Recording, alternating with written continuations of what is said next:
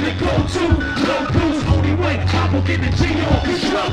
And let's start it like this, son. Rolling with this one and that one. Pull it out, that's so fun. But it was just a dream for the team. Yo, what's up? It's Jeff Messina. Been a while since I made a video about music.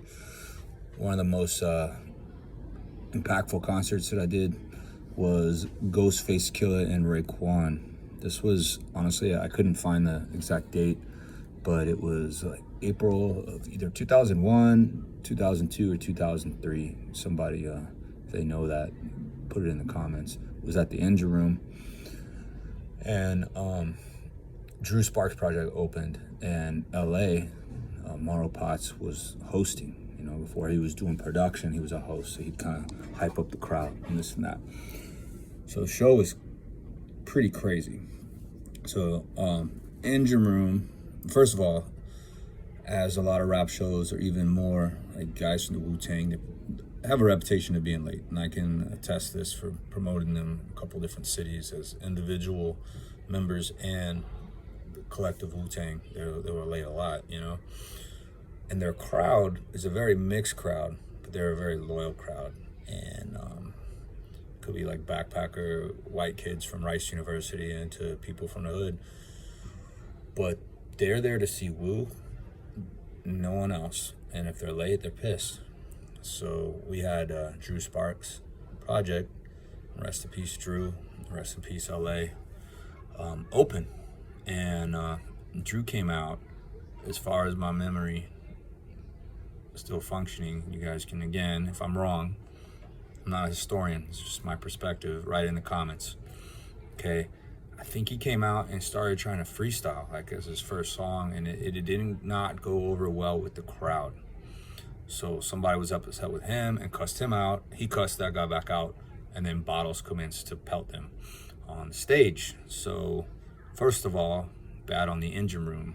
You do not serve glass containers, glass bottles. You pour them in plastic cups when you have a sold out show, or any show of that can have, you know, a little bit of aggression, hip hop, whether it be hip hop, punk rock, heavy metal, anything like that, where it's not a sit down and kumbaya, you know, type of show.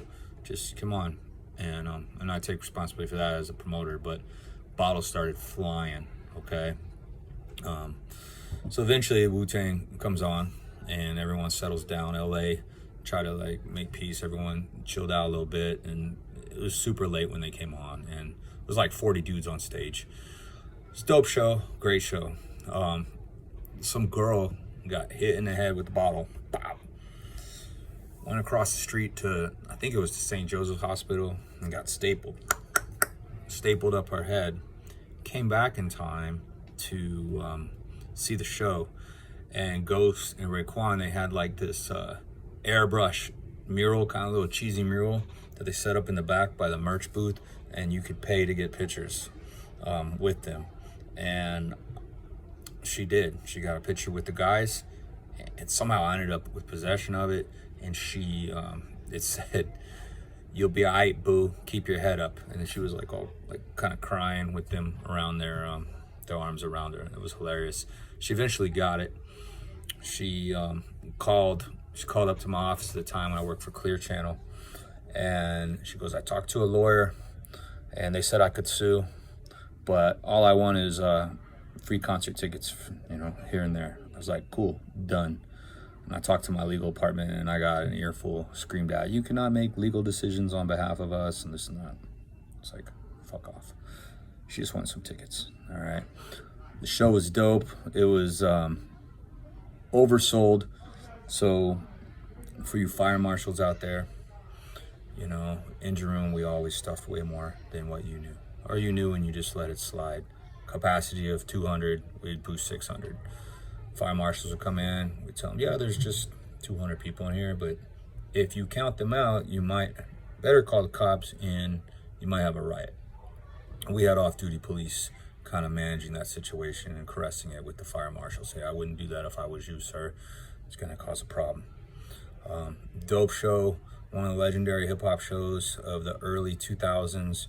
I hope you guys were there. If you were there, you know, tell us about your experience. To me, it was one that I was really proud of because I love these guys as fans, and the show was successful, and it was a good time, and it was also kind of making the way for LA at the time to get way more involved in what we were doing. And yeah, man, it was dope. I hope you guys enjoyed it. Add to the comment section, subscribe, and like. Bye.